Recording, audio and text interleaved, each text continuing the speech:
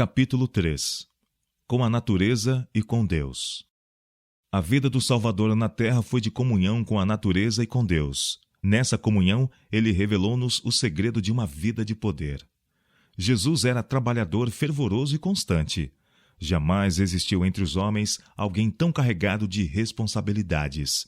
Jamais outro conduziu tão pesado fardo das dores e pecados do mundo. Jamais outro labutou com um zelo tão consumidor de si próprio pelo bem dos homens. Todavia, teve uma vida saudável. Física, bem como espiritualmente, ele era representado pelo Cordeiro sacrificial, imaculado e incontaminado. No corpo e na alma, era um exemplo do que Deus designava que fosse toda a humanidade por meio da obediência às suas leis. Quando se olhava para Jesus, via-se um rosto em que a divina compaixão se misturava com um poder consciente. Ele parecia circundado de uma atmosfera de vida espiritual. Suas maneiras eram suaves e despretensiosas, mas ele impressionava as pessoas com um senso de poder que, embora oculto, não podia ser inteiramente dissimulado. Durante seu ministério, ele foi continuamente perseguido por homens astutos e hipócritas que lhe buscavam a vida. Espias andavam em seus passos, espreitando-lhe as palavras, para encontrar ocasião contra ele. Os mais argutos e cultos espíritos da nação buscavam derrotá-lo em debate. Nunca, porém, puderam conseguir qualquer vantagem. Tinham de retirar-se do campo, confundidos e envergonhados pelo humilde mestre da Galiléia. O ensino de Cristo possuía uma novidade e um poder que os homens nunca tinham conhecido antes. Seus próprios inimigos eram forçados a confessar. Nunca homem algum falou assim como este homem. João capítulo 7, verso 46. A infância de Jesus, passada na pobreza, não fora contaminada pelos hábitos artificiais de uma era corrupta. Trabalhando ao banco de carpinteiro, desempenhando as responsabilidades da vida doméstica, aprendendo as lições da obediência e da labuta, encontrava recreação entre as cenas da natureza, colhendo conhecimento enquanto buscava compreender os mistérios dessa natureza. Estudava a palavra de Deus, e as horas de maior felicidade para ele eram aquelas em que se podia afastar do cenário de seus labores e ir para o campo e meditar nos quietos vales e entreter comunhão com Deus na encosta da montanha ou entre as árvores da floresta. O alvorecer encontrava-o muitas vezes em algum lugar retirado, meditando, examinando as Escrituras ou em oração. Com cânticos saudava a luz da manhã. Com hinos de gratidão, alegrava suas horas de labor e levava a alegria celeste ao cansado e ao abatido. Durante seu ministério, Jesus viveu em grande parte ao ar livre. Suas jornadas de um lugar para o outro eram feitas a pé, e muito de seu ensino foi ministrado ao ar livre também. Ao preparar os discípulos, ele se retirava muitas vezes da confusão da cidade para um lugar tranquilo nos campos, mas em harmonia com as lições de simplicidade, fé e abnegação que lhes desejava ministrar. Foi sob as agasalhantes árvores da encosta da montanha, mas a pouca distância do mar da Galiléia, que os 12 foram chamados ao apostolado e proferido o sermão do monte. Cristo gostava de reunir o povo em torno de si, sob o azul dos céus, numa relvosa encosta ou à margem de um lago. Ali, rodeado pelas obras por ele próprio criadas, era-lhe possível atrair-lhes a atenção das coisas artificiais para as naturais.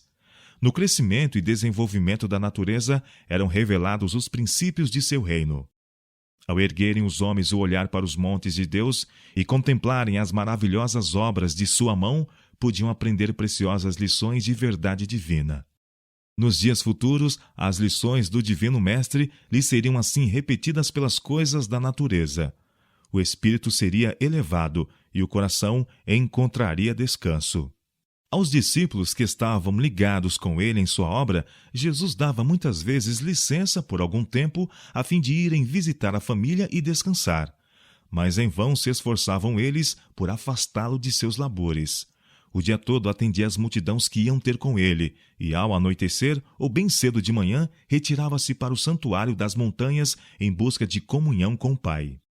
Muitas vezes, o incessante trabalho e a labuta com a inimizade e os falsos ensinos dos rabis o deixavam tão fatigado que sua mãe e seus irmãos, e mesmo os discípulos, receavam que sua vida fosse sacrificada. Mas, ao voltar das horas de orações, que encerrava o atarefado dia, notava-lhe o aspecto sereno do rosto, o vigor, a vida e o poder de que todo o seu ser parecia possuído. Das horas passadas a sós com Deus, ele saía, manhã após manhã, para levar aos homens a luz do céu. Foi justamente depois de voltarem da primeira viagem missionária que Jesus disse aos discípulos: "Vinde à parte e repousai um pouco." Os discípulos haviam voltado cheios de alegria por seu êxito como arautos do Evangelho, quando os alcançaram as novas da morte de João Batista às mãos de Herodes. Foi para eles amarga tristeza e decepção. Jesus sabia que, deixando Batista morrer na prisão, provara severamente a fé dos discípulos. Com piedosa ternura, contemplou-lhes o semblante entristecido, manchado de lágrimas. Lágrimas umedeciam-lhe também os olhos e a voz ao dizer: "Vinde vós aqui à parte, a um lugar deserto, e repousai um pouco." Marcos capítulo 6, verso 31. Próximo de Betsaída, na extremidade norte do mar da Galileia, havia uma solitária região, embelezada com o luxuriante verde da primavera, o qual oferecia convidativo retiro a Jesus e seus discípulos. Para ali partiram, atravessando o lago em seu bote. Ali podiam descansar, afastado do tumulto da multidão. Ali podiam os discípulos escutar as palavras de Cristo sem ser perturbados pelas réplicas e acusações dos fariseus. Ali também esperavam fruir um breve período de associação uns com os outros e com seu Senhor. Pouco tempo apenas esteve Jesus sozinho com seus amados, mas quão preciosos foram para eles aqueles momentos. Falaram juntos acerca da obra do Evangelho e da possibilidade de tornarem sua tarefa mais eficaz quanto a alcançar o povo. Ao Jesus expor-lhes os tesouros da verdade, foram como que vitalizados por divino poder e inspirados de esperança e coragem. Mas dentro em pouco foi ele novamente procurado pela multidão. Supondo que houvesse ido a seu lugar habitual de retiro, o povo ali o seguiu. Foi frustrada sua esperança de conseguir sequer uma hora de repouso. Mas na profundeza de seu puro e compassivo coração, o bom pastor das ovelhas só teve amor e piedade para com aquelas desassossegadas e sedentas. O dia todo ministrou-lhes as necessidades, e ao anoitecer os despediu para que voltassem à casa a descansar. Numa vida inteiramente devotada ao bem dos outros, o Salvador achava necessário desviar-se da incessante atividade e do contato com as necessidades humanas, a fim de buscar o retiro e a inteira comunhão com o Pai. Ao partirem as multidões que o haviam seguido, ele vai para as montanhas, e ali, a sós com Deus, derrama a alma em oração por essas criaturas sofredoras, pecadoras e necessitadas. Quando Jesus disse aos discípulos que a seara era grande e poucos os obreiros, não insistiu quanto à necessidade de incessante lida, mas disse-lhes: "Rogai, pois, ao Senhor da seara, que mande ceifeiros para a sua seara." Mateus capítulo 9, verso 38.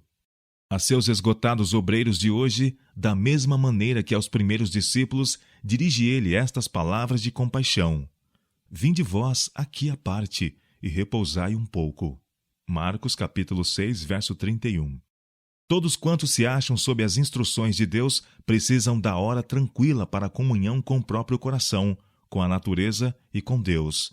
Nele se deve revelar uma vida não em harmonia com o mundo, seus costumes e práticas. É-lhes necessário experiência pessoal em obter o conhecimento da vontade de Deus. Devemos, individualmente, ouvi-lo falar ao coração. Quando todas as outras vozes silenciam e em sossego esperamos diante dele, o silêncio da alma torna mais distinta a voz de Deus. Ele nos manda: "Aquietai-vos e sabei que eu sou Deus."